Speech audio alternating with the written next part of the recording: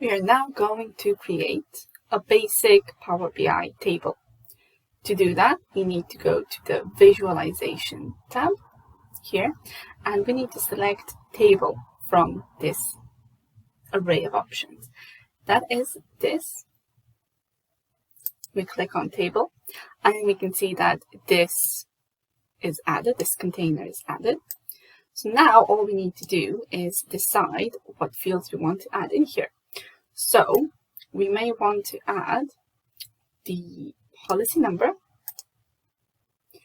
the policy status, and the policy period.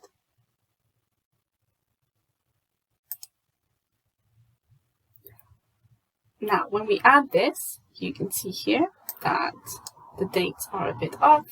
That is because it is displaying year, quarter, month, and day. So what we can do is we can select that we don't want it split, just want the original date. Then you can see that that is selected there.